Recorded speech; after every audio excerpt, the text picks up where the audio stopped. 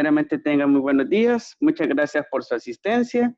Así también arrancando una nueva semana de aprendizajes. En ese sentido, para las clases de esta semana, en primer momento vamos a completar la parte de contenidos del plan de estudio, ya que por este día vamos a terminar ya propiamente la última unidad de aprendizaje de biología, y para la próxima clase vamos a llevar a cabo lo que es el refuerzo académico. En ese sentido, lo vamos a hacer con base a un material que ha proporcionado el MINED para poder repasar y así también estudiar en el marco de la prueba Avanzo. Ese material yo también luego se lo voy a compartir para que de esa manera lo tengan disponible y puedan repasar posteriormente al refuerzo académico que vamos a realizar. Así que bienvenidos. Tenemos lo que es Colegio Joyas de Serén, mi persona, licenciado Giovanni Gallardo. Vamos a pasar a la agenda de trabajo para esta semana, correspondiente a las 2 horas clase que tenemos. Tenemos como primer punto la bienvenida, que lo llevamos a cabo siempre al inicio de cada presentación. Luego tenemos el siguiente punto, que es el desarrollo de contenidos de aprendizaje, problemas ecológicos. Este es el último contenido de la unidad 11, que es la última unidad del plan de estudio, y así también del área de biología.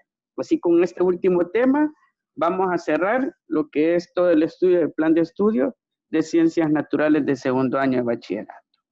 Luego tenemos el punto 3, que es lo que compete el refuerzo académico para la prueba Avanzo. Este refuerzo académico lo vamos a realizar en la próxima clase. De seguro nos vamos a llevar un tiempo, ya que son aproximadamente más de 30 ítems que forman parte del banco de preguntas que en general suelen tomarse para la prueba PAES. Se llaman PRAE, esas pruebas de refuerzo académico. Sin embargo, me comentaron de que en el caso de estas PRAE van a ser retomadas algunas preguntas para la prueba Avanzo. Así que de esa manera lo vamos a estar trabajando, vamos a hacer el refuerzo, analizar cada opción de respuesta, los casos que se plantean, para que de esa forma llevemos ideas más frescas en cuanto a las posibles preguntas para esa prueba. Ya que es de recordar de que la prueba Avanzo tiene una ponderación en cuanto a la nota institucional del 15%. Así que será importante llevar a cabo su realización.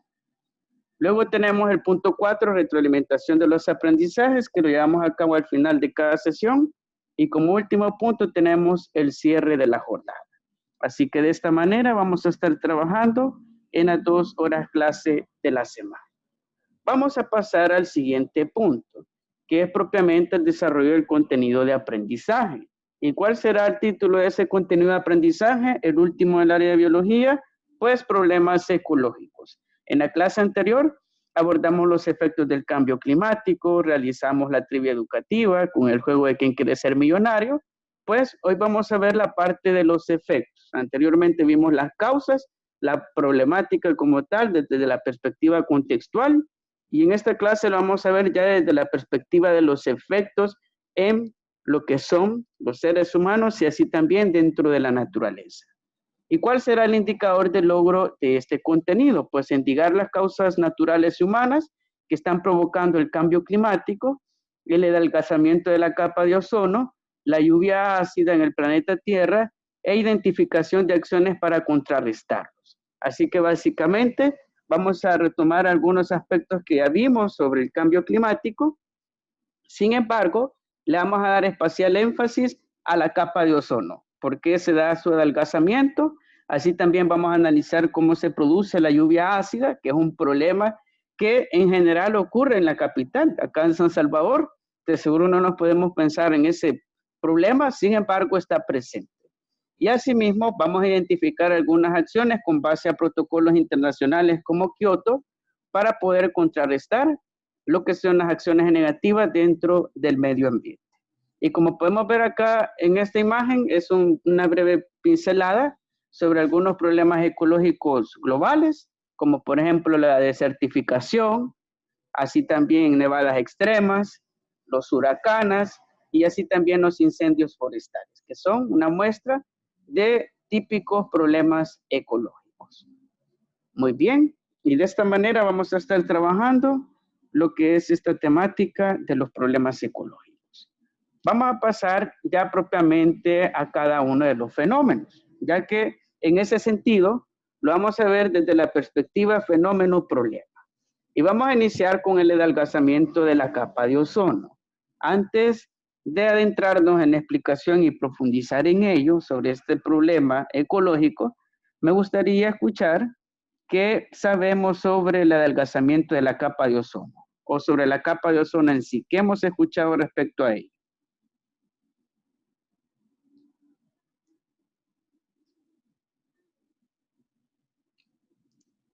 Si me comparten, por favor, ¿qué hemos escuchado sobre el adelgazamiento de la capa de ozono o del ozono en general?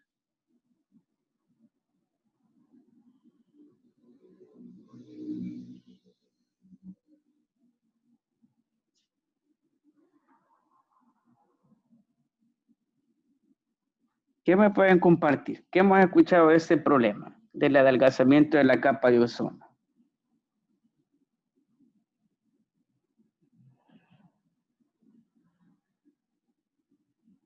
Podemos hacerlo en el chat o habilitando su micrófono. Vamos a ver, me va a dar su opinión Emerson Meléndez y así también Nuria Rivera. Si habilitan su micrófono y me dicen que han escuchado sobre el adelgazamiento de la capa de ozono o asimismo si hemos escuchado ya en alguna noticia o en qué consiste este problema ecológico.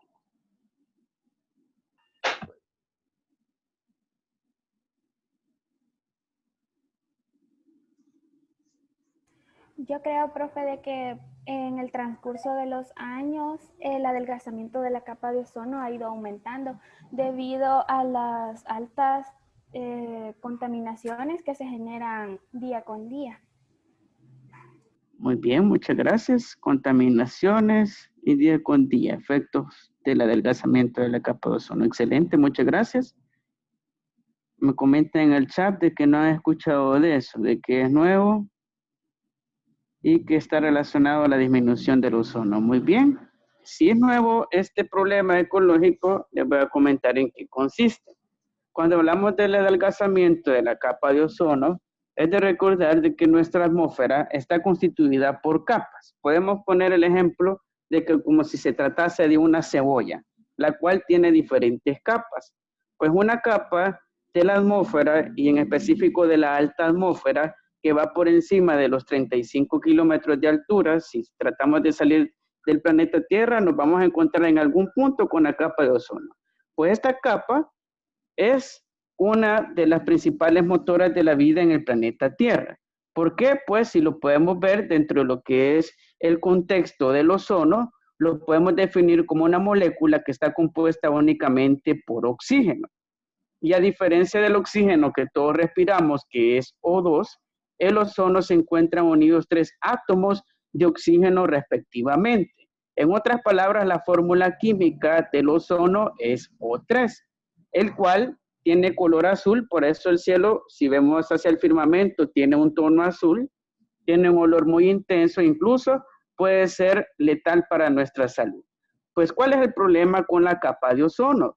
Pues el ozono es, por decirlo así, por aclararlo en otro sentido, la capa protectora de la radiación solar.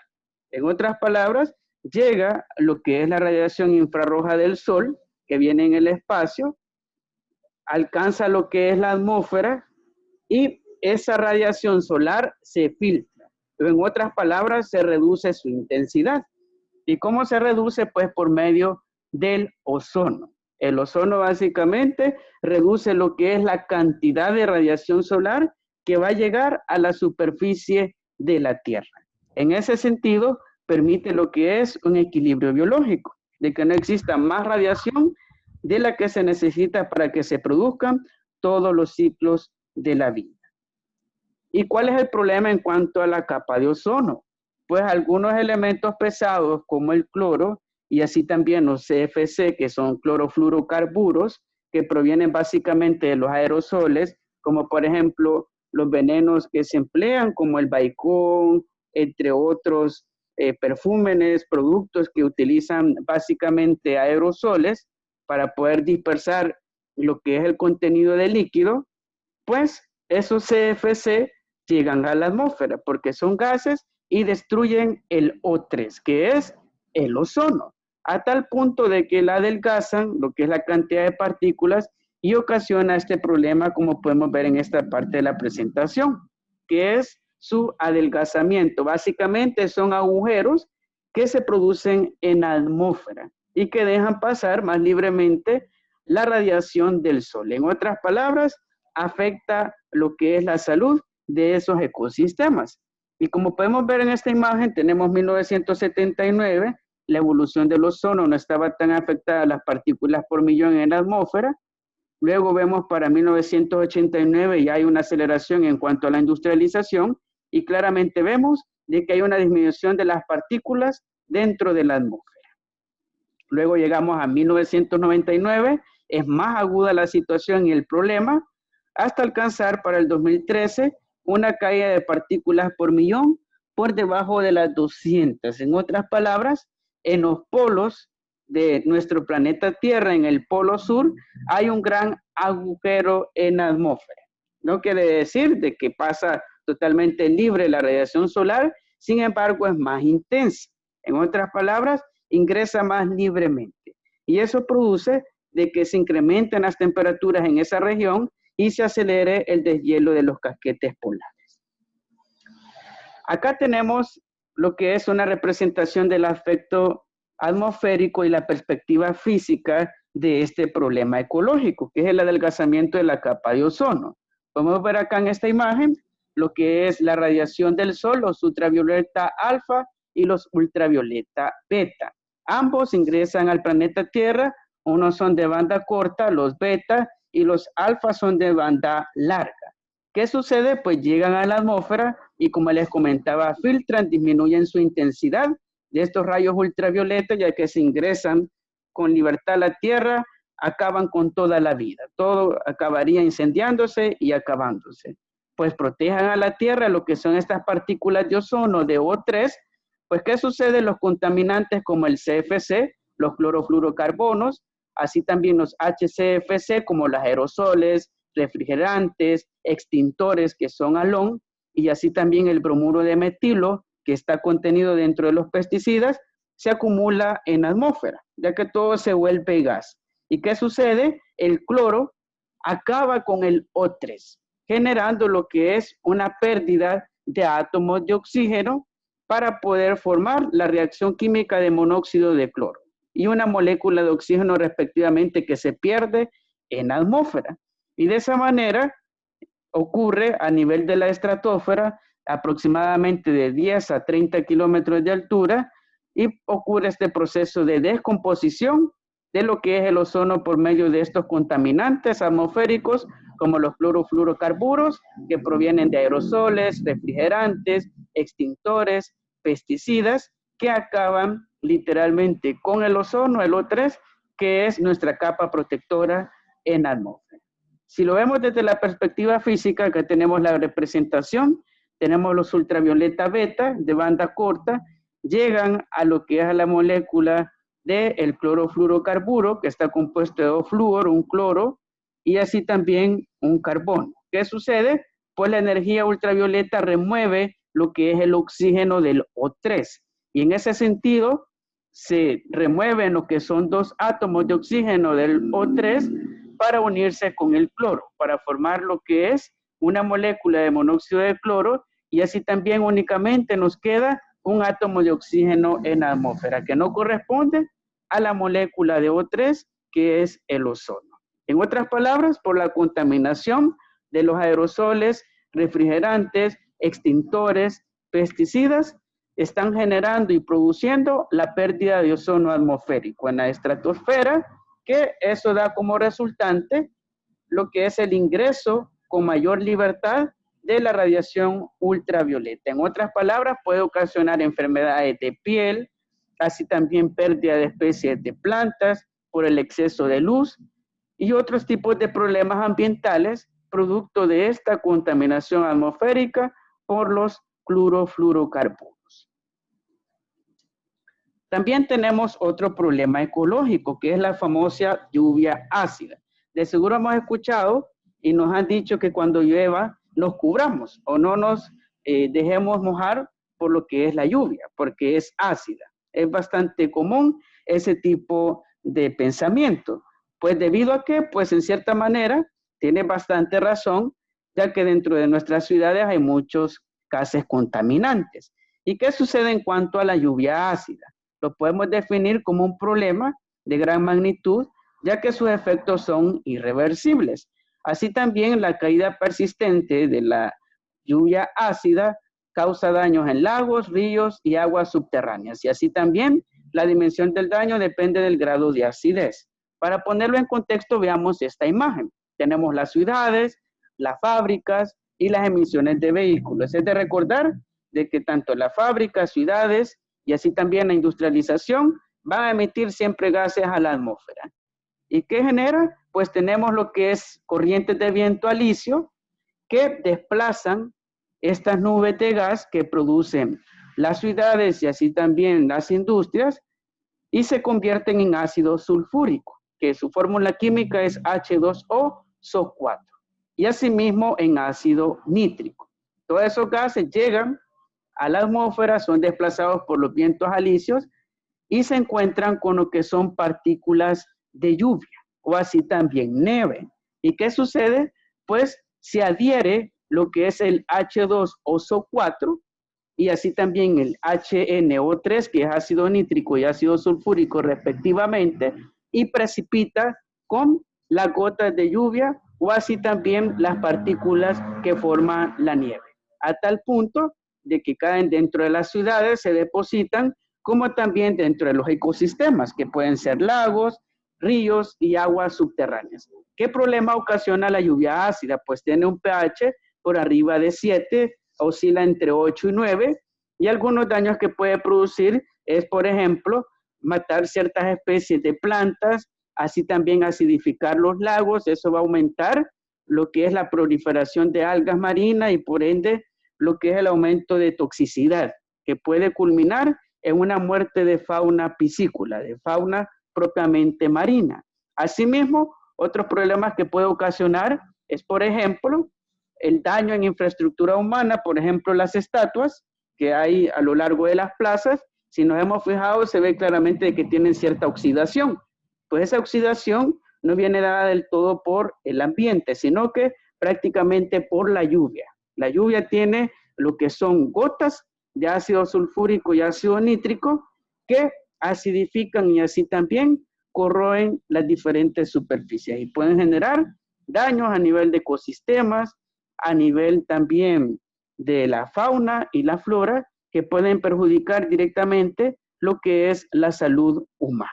Y como se mencionaba en esta parte de la presentación, depende del grado de acidez y la cantidad de ácido sulfúrico y ácido nítrico, el daño que pueden ocasionar a nivel de ciudades y ecosistemas. También tenemos otro problema ecológico, que es la desertificación.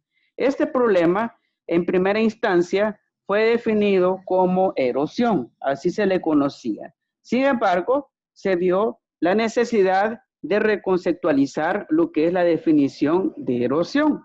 Y en ese sentido, en la conferencia de Nairobi en 1977 de las Naciones Unidas para el Medio Ambiente, definieron lo que es el problema de la erosión dándole otra connotación, otro sentido en cuanto a su significado, más amplio y así también más actualizado. Y fue como surgió la desertificación.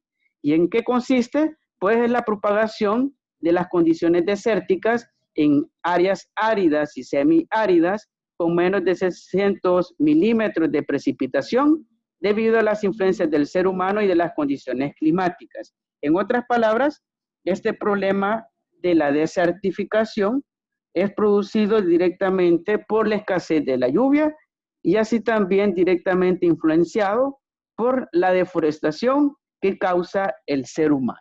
Y acá tenemos en contexto, estas tierras al pasar del tiempo y en primer momento eran fértiles, eran utilizadas para lo que es el cultivo, la plantación de lo que es la agricultura ¿Y qué sucedió? Pues la sobreexplotación de las tierras generó en primer momento lo que es una aridez o una erosión del suelo. Sin embargo, el nivel más extremo de la erosión se llama desertificación, en la cual se vuelve prácticamente suelo del desierto, lo que antes era suelo próspero. E incluso este tipo de fenómeno de la desertificación puede pasar también en los bosques, en las selvas y en diferentes ecosistemas que sufren influencia negativa por parte del ser humano, y así también presentan lo que es una cantidad menor de 600 milímetros de precipitación por año. Y como claramente vemos, el problema es grave en cuanto a la desertificación y puede generar grandes problemas a nivel de la fauna y la flora. Veamos cómo está la situación actual de la desertificación, ya que dentro de lo que es nuestro planeta Tierra hay una tasa de aridez y así también de zonas semiáridas hasta llegar a zonas desérticas o, en otras palabras, con alto índice de desertificación. Tenemos acá los colores, las áreas que presentan lo que es un tono amarillo claro, áreas desérticas o semidesérticas. Así también tenemos las áreas en peligro de desertificación que tienen un tono rojo, las zonas que tienen un tono verde intenso, extensión de bosques tropicales mejor conservados, un tono verde claro, bosques tropicales gravemente degradados, un tono azul, áreas de contaminación costera graves o persistentes, y zonas violetas que se refiere a áreas afectadas por la lluvia ácida. Y como claramente vemos, la lluvia ácida se dispersa básicamente en algunas regiones del mundo, como estas que están con un tono violeta, alrededor de lo que es Norteamérica y parte de lo que es Europa. Así también vemos las extensiones de desertificación o así también en áreas de peligro de desertificación, como es parte de Estados Unidos, del centro de Estados Unidos, así también se extiende por parte de lo que es el centro de México, y en el caso de Centroamérica, actualmente no tenemos un peligro en cuanto a la desertificación. Sin embargo, algunas regiones de nuestro país sí presentan esta problemática, pero en general tenemos un problema en cuanto a los bosques, principalmente a la degradación grave de nuestros bosques. Y claramente vemos de que la desertificación es un problema que se expande a lo largo del mundo. Todas las zonas que tienen un tono amarillo claro y así también rojos, tienen índices de desertificación. Y claramente vemos de que se está perdiendo la fertilidad del suelo debido a factores como el sobrepastoreo, que es prácticamente el pastoreo de los bovinos, de las vacas, así también la sobreexplotación del suelo por los cultivos y otro tipo de problemas asociados a la urbanización. Vemos que es un problema grave que atañe a todo el planeta Tierra. También tenemos otros fenómenos asociados a problemas ecológicos, como es el famoso fenómeno del niño y la niña. De seguro hemos escuchado de lo que son estos fenómenos tropicales, ya que únicamente ocurren a lo largo del Pacífico, del trópico. ¿Y cómo lo podemos definir? Pues en primer momento el niño es el fenómeno climático relacionado con el calentamiento de las aguas. En ese sentido, la niña es lo contrario al niño, ya que ocurre básicamente con bajas temperaturas en la superficie del océano. Y para ponerlo en contexto, veámoslo de la siguiente manera. Tenemos acá el fenómeno del niño y de este lado tenemos el fenómeno de la niña. ¿Qué sucede en cuanto al fenómeno del niño? Pues se calienta la superficie oceánica del Pacífico y de esa manera se desplazan las lluvias hacia la región centroamericana. En otras palabras, el fenómeno del niño lo que acarrea son lluvias torrenciales, tropicales, huracanes, tifones, mientras el fenómeno de la niña es lo contrario, aleja las lluvias ya que ocurre un proceso de enfriamiento de las aguas del Océano Pacífico a nivel de superficie y eso aleja básicamente las lluvias. ¿Qué trae lo que es el fenómeno de la niña? Pues sequías, genera daños en los cultivos y así también otros problemas asociados con la accesibilidad al agua. Y tenemos acá las caracterizaciones, por ejemplo, las temperaturas inusuales, por perturbaciones meteorológicas como la lluvia, genera lo que son sequías en zonas costeras del Pacífico, tanto de lo que es la parte de Oceanía y así también de lo que es Asia, y en el caso de lo que es la costa del Pacífico, desde el sur a Norteamérica, también es afectado directamente por estos dos fenómenos. En el caso de algunas regiones del sureste de Estados Unidos, generan lo que son menos precipitaciones en el norte, y así también se dan transiciones climáticas más severas, como por ejemplo, lo que son olas de calores, la pérdida de cultivos debido a las sequías, producto de estos fenómenos. Y cuando hablamos de la niña, va a generar lo que es escasez de lluvias, que produce básicamente sequías, mientras el fenómeno del niño trae consigo tifones, huracanes y lluvias torrenciales, para que lo tomemos muy en cuenta. Y acá tenemos lo que es la telemetría de cómo se ve a nivel del planeta Tierra el desplazamiento de las aguas y su calentamiento. En el caso del fenómeno del niño vemos claramente de que se calientan más las aguas del Pacífico y esto produce lo que son más lluvias, más huracanes, más formación de tifones dentro de la zona de convergencia intertropical. Mientras el fenómeno de la niña es lo contrario, tiene un tono azul, lo que significa de que se enfrían lo que son las aguas del Pacífico y eso aleja lo que son las lluvias y así también la formación de condiciones climatológicas para las precipitaciones. Y por último, vamos a cerrar con esta parte de las soluciones a los problemas ecológicos ya mencionados, que es el protocolo de Kioto. De seguro hemos escuchado este protocolo que fue firmado en 1998 por los países miembros dentro de lo que es Estados Unidos. ¿Quién llevó a cabo esta operación? Pues la UNCCD, que es la Asociación Internacional de las Naciones Unidas para evitar lo que es la desertificación.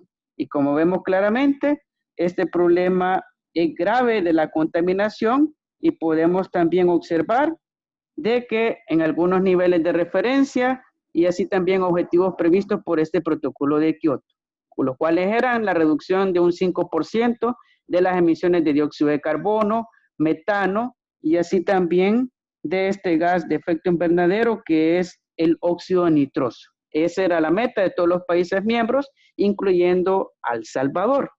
También tenemos lo que es otra información referente al protocolo de Kioto, como los niveles de referencia en 1990 y así también los planes que se tenían para su reducción para el 2012, de un menos 22,6% de las emisiones que existían dentro de la atmósfera.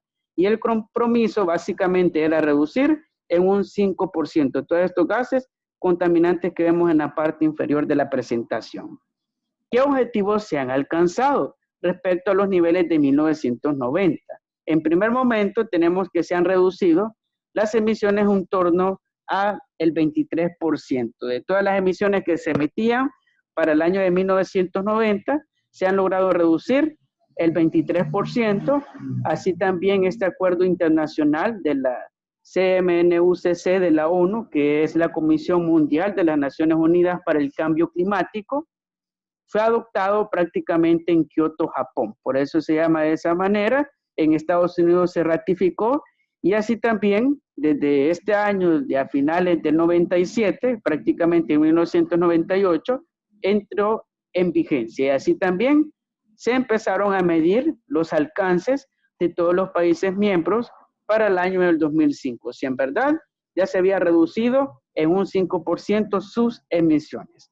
Pero como podemos ver, prácticamente es insignificante la tasa de contaminantes que se pretendían reducir con el protocolo de Kioto. Por eso hoy en día existen más protocolos, acuerdos internacionales, tratados, como por ejemplo el Acuerdo de París en Francia, el cual busca lo que son metas más ambiciosas, para que de esa manera los países se comprometan en definitiva en hacer una transición a las energías renovables, que son las energías o tecnologías verdes.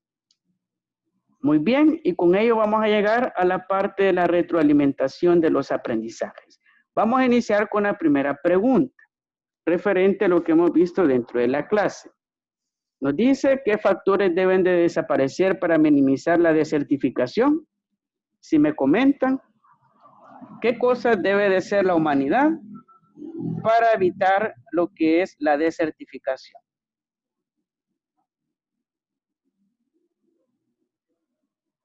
¿Qué acciones debe de realizar la humanidad para evitar este problema ecológico de la desertificación?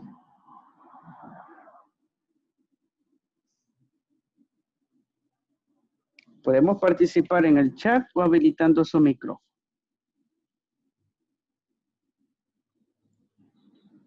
Denis Campos, se habilita su micrófono y nos brinda su respuesta. ¿Qué cosas o actividades o acciones debe de realizar la humanidad para minimizar la desertificación? Decíamos de que la desertificación, a diferencia de la erosión, es que en cuanto a este problema, son niveles extremos de la pérdida de nutrientes del suelo. En ese sentido, no se vuelve únicamente un suelo árido, sino que un suelo desértico, como si se tratase del desierto en un bosque. Denis, si nos brinda su respuesta.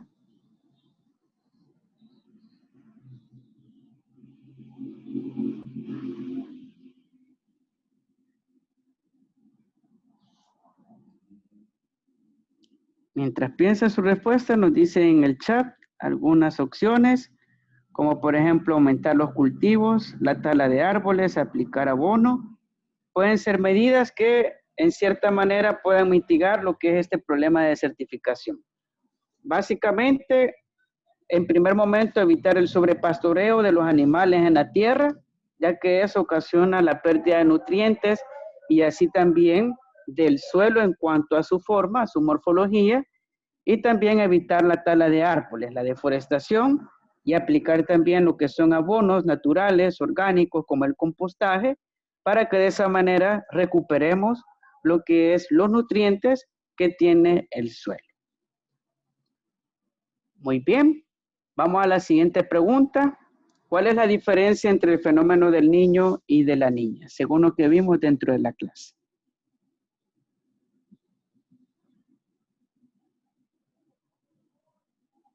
¿Cuál es la diferencia entre estos dos fenómenos tropicales dentro de lo que vimos en el contenido de la clase?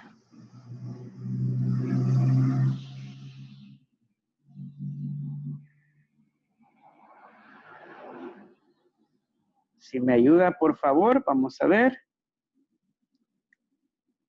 Jeffrey Hernández, si me ayuda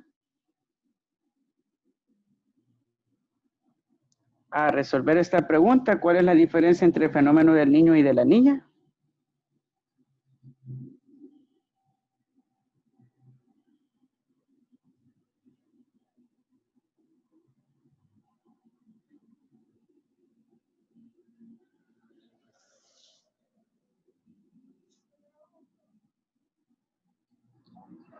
Bueno, nos comparten en el chat que el fenómeno del niño trae fuertes lluvias y el de la niña trae sequías. Excelente.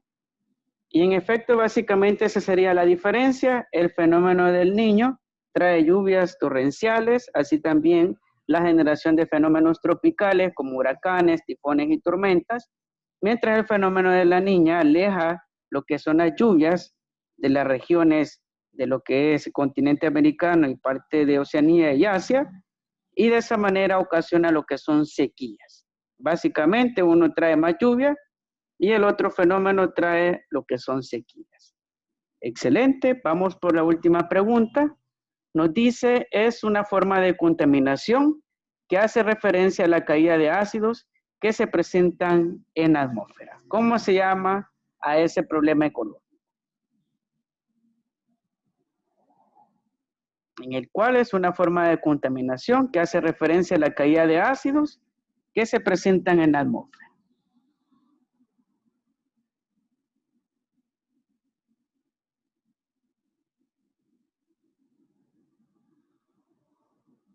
¿Cómo se le llama a ese problema ecológico, según lo que vimos en la clase? En la cual tenemos esta forma de contaminación que hace referencia a la caída de ácidos que se presentan en la atmósfera. Las lluvias. Muy bien, las lluvias y solo añadir ácidas. Como hablábamos, el problema ecológico es la lluvia ácida, es que a veces se presenta una lluvia sin niveles de acidez, sin embargo, por los gases contaminantes como el ácido sulfúrico y el ácido nítrico, el viento alisio genera su desplazamiento hacia las zonas donde se forman las lluvias y las pequeñas gotas de lluvia atrapan lo que es el ácido sulfúrico y el ácido nítrico. Y eso hace que precipiten lo que es esta forma de contaminación. Excelente respuesta, muchas gracias. Bueno, y sin más, con ello vamos a dar por cerrada la clase de este día. Para la próxima clase vamos a llevar a cabo por medio de las PRIME lo que es el refuerzo académico. Y con este último contenido cerramos ya prácticamente la finalización de la última unidad del plan de estudio, que es la unidad 11. Así que si tienen alguna duda, pregunta, la podemos hacer en este momento. De lo contrario, si está todo claro, por favor, me confirmen en el chat para dar por cerrado con la clase de este día.